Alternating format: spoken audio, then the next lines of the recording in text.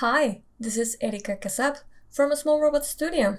Welcome to a new release of my beginner guide to Nomad Sculpt. I designed this video for those who are brand new to this software or 3D sculpting in general. I'll be using Nomad 1.72 to create this skull hourglass. Let's get started with the camera navigation. To rotate, simply tap on the background and drag your finger. To zoom, this is the classic 2-finger pinch, and to pan we use 2 fingers and drag.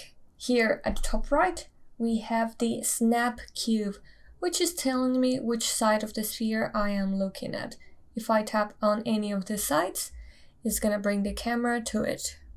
I will now tap on the wire option in the bottom buttons to see the elements that make up this digital clay ball. We have points connected by lines, which leads to faces that together make an object. The arrangement of these 3 items is known as topology. High topology or resolution means a lot of faces, which is great for detail. Try experimenting with any brush, like crease or flatten. Note that symmetry is activated by default. Take some time to do some experimenting and get used to the feel of the camera and the brushes. Let's now open the resolution menu, which is the top 4th icon. And make sure that you are on the first tab, multi-resolution. I'll tap on the spin icon so this menu remains open even when I'm sculpting. With wireframe on, now I'm gonna bring this slider down, which is going to reduce the resolution of my object. Of course, my detail is now gone. There's just not enough faces. While high resolution is great for details, low resolution is the best to find volumes. I am going to grab the move brush, tap on my object and drag it out to change its shape. By the way, you can change the size of your brush on this top slider on the side. Now that I've changed the shape, I'm gonna bring the resolution slider back up. And look, all the lovely detail that you made is back. Multi-resolution is your friend, so we're gonna continue using it for our sculpt. Now, I'm gonna go back to my original sphere. When you tap with 2 fingers, you're gonna undo. You can also use this button at the bottom to navigate through your undo history. I'll go back to the root, which is my original sphere. Let's begin sculpting the skull. The first stage of any sculpt is to block in the volumes. So I'm gonna lower my resolution. The base shape is kind of like a rounded trapezoid. In the brush section, let's now find the gizmo. It's very close to the bottom. This tool does basic transformations. These outside circles are gonna scale my object in a specific axis. If I want to scale it as a whole, I can tap and drag the outer orange circle.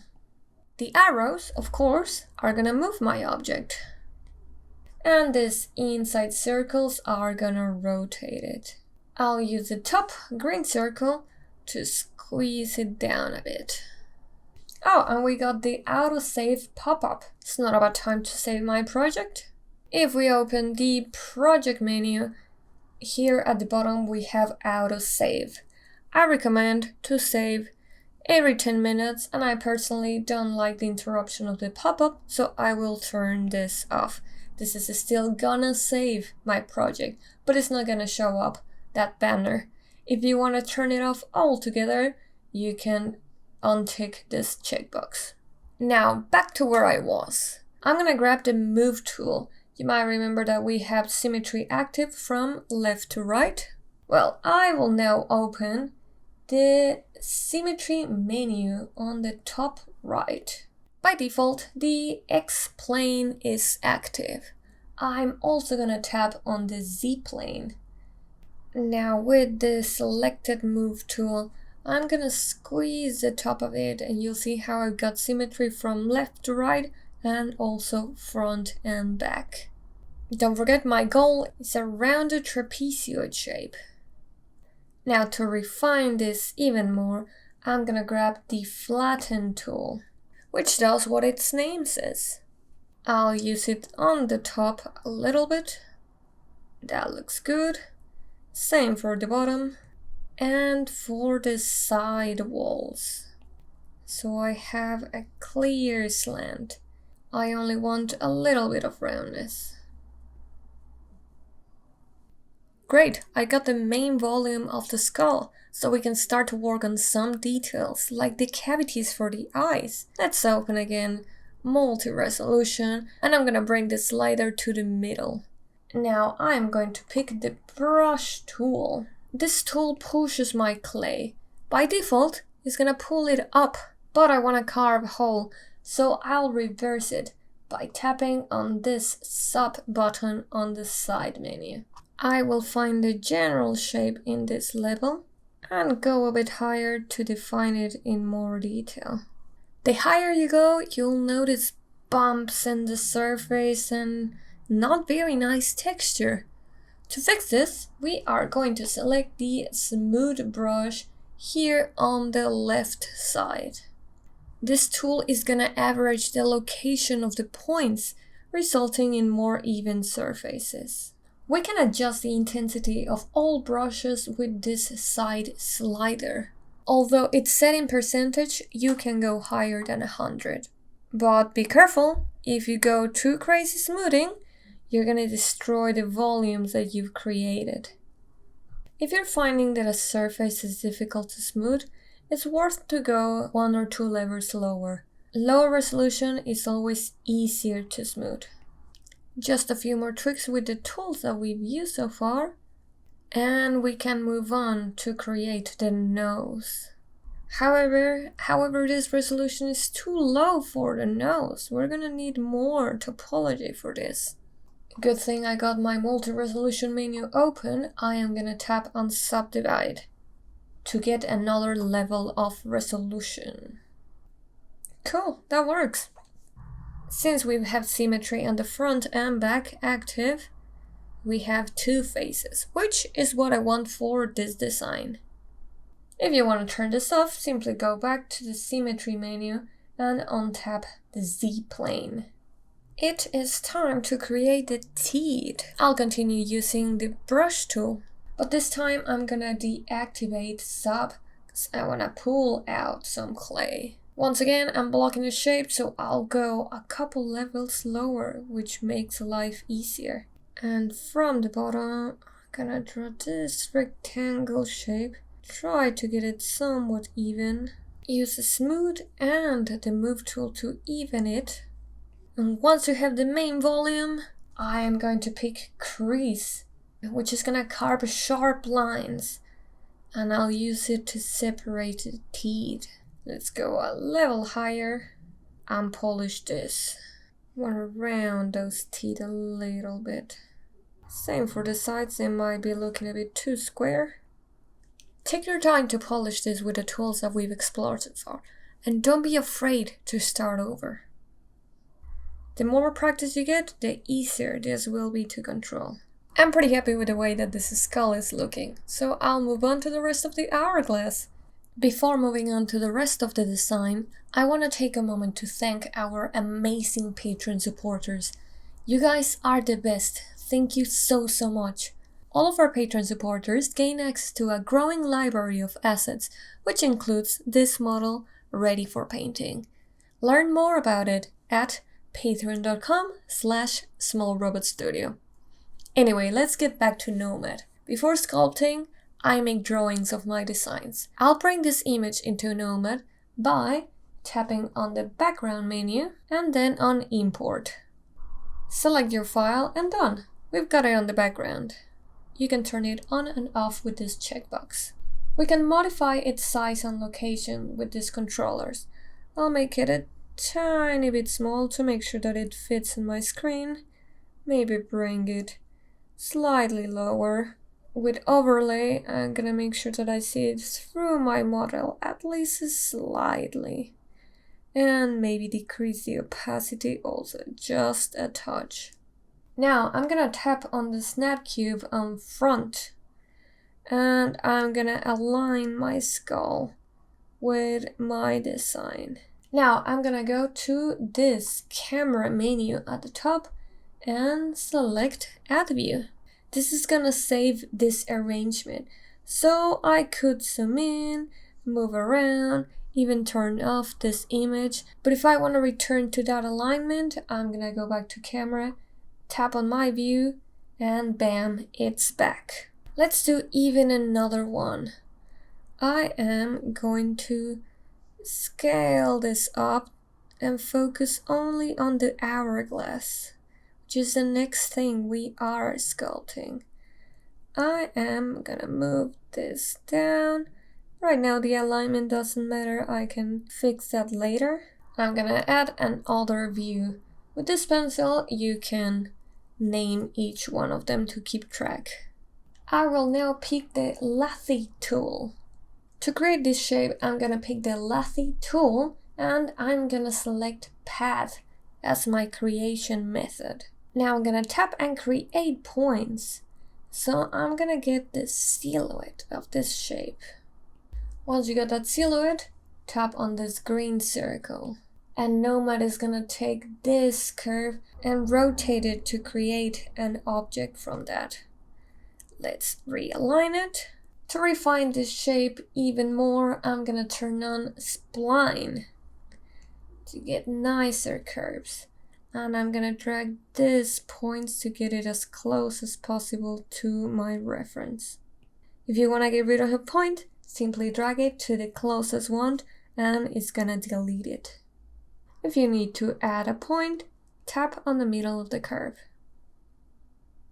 Lovely. I can zoom out now and I can see both things, which are not quite aligned. So I'm gonna select the gizmo and bring this close to my skull. Back to the center, there we go. Let's select our full view and I can adjust the size and location to fit the design. To create the inside of the hourglass, I'm gonna make a duplicate of this shape. Let's open the scene menu. This is what contains everything in my file. We have the original sphere, which is now the skull. We have this camera views, which we have saved. And we got the lathe, the hourglass. I'm gonna tap on these 3 dots and I'm going to clone it. Once again on the 3 dots, I'm gonna rename them so I know which one is which. One is gonna be named sand while the other is hourglass. Now I'm gonna tap on this eye to hide the original glass shape. And with sand selected, I'm gonna tap on validate here at the top. By doing so, these control points are gonna be gone, but I'll have access again to all my brushes to sculpt on it like I was doing before. I'm gonna look for the inflate brush. Like its name says, it's gonna inflate or deflate if you have sub selected. I'm gonna use this to make this skinnier than the original shape. But instead of only affecting one area, I want to deflate it all as a whole. To do so, I'm gonna go to the stroke menu. Don't worry about all of this. I'm gonna scroll down to where it says stroke type. And I'm gonna choose dynamic radius. Now I'm gonna tap at the center of the hourglass and drag, which is gonna make the whole shape slightly skinnier by deflating it. I'm gonna turn back on the original hourglass and see how it's not the same result that if I just scale the original. I'm gonna go into the material menu now and I'm gonna choose blending. I'll bring the opacity slider down and now I can see through. If needed, select again the sand and do some adjustments. Now instead of starting from the center, I'm gonna go to the top and bottom without reducing too much the center. This hourglass is full, so let's get rid of some of that sand, especially at the top. And I'm gonna select the trim tool, which is gonna cut sections of my mesh. For example, with lasso selected, I'm gonna draw this shape, whatever is in the white gets cut. If you wanna see only the sand and not get distracted with the other models, you can also tap at the solo button. Whatever is selected is gonna be isolated. Now for the rest of the sand, I am merely gonna use the move tool. It's gonna be isolated. And I'm gonna pull this down. And let's see it as a whole. That's looking quite nice. Let's move on to the base. I'm gonna go back to my scene menu, and this time I'm gonna pick Add. This lets me select from a number of shapes or primitives. In this case, I'm gonna pick cylinder. Now with the gizmo, I'm gonna shorten this. I'll turn on the wireframe and go to the fourth menu, the one that deals with topology. The icon changed because the settings are slightly different. Now I want to round these corners. To do so, I'm gonna go here in parameter and bring this one level up, and we get a beautiful rounded corner. When you are happy with the shapes, tap on validate so we can sculpt on them. With gizmo selected, I am gonna tap on clone to create a duplicate of this guy because this base has double step, and our base is complete. It's time to create all these fancy flourishes that the design has. Just like we created the base, I'm gonna use the same process to create these little spheres all around the design. So tap on add, select sphere, we get our primitive. Let's make this small and place it where I want. That looks good. I am going to clone it and move it to this side. I'm merely gonna do one side. Digital sculpting allows for automatic symmetry, so I don't have to worry about doing two sides by hand. It's lovely. One more over here, which is smaller. Nice. Tap on the original, clone it again, and scale it. Make sure that these are at the center. Great. And let's create now this lovely flourishes. To do so, I am going to select the tube tool. Just like the lathe before, I have two creation methods, curve or pad. Curve is gonna let me hand draw this, which can be great, but these are too many points for me. I'd rather draw each point by hand. Tap and drag to create the rough shape of the curve. Let's tap on the green circle. I love to use the spline for this nicer looking curves. And I'll use this little orange circle to change the radius. Let's make it a bit thinner, just so I can adjust this shape. Take your time to make it pretty. Once you have the shape, we can play with the whole tapering. I'm gonna tap here at the top into radius. At the moment, we only have one size for the whole thing. But once I tap on this, I'm gonna get a controller at the bottom and the top. So I can make the top wider while the bottom remains thin. If you want even more control, tap once again in radius, and every single point is gonna have a width control. Beautiful. Let's create more curves. Once again at the left, I'll tap on pad and start over. Tap and drag, get a rough shape, tap on the green circle, and it's gonna try to imitate what I did before. But if it's too messy, simply go back to one radius. Take your time to make it a beautiful curve before worrying about the radius. Excellent, just a couple more curves and we are nearly done. You can start one on the side if it's easier and then move it to the location where you want it. Let's get this last little one. Now with the gizmo selected for this final one, I'm going to tap on clone and I'm going to rotate it. Since I want to rotate it 180 degrees, I'll go back and here I'll tap on snap which is set to 90. It means that every rotation is going to follow 90 degrees. 90 degrees, another 90, and we got our perfect repeated curve. So this is what it looks like at the moment. See if there's any adjustment necessary. Great, now all I need to do is to repeat this side to the other side. I'm gonna open again the scene menu, and I'm gonna select with these checkboxes all of these curves and spheres except the center one. We'll get a color showing us the things that are selected. Now I am going to tap on Add and select Group.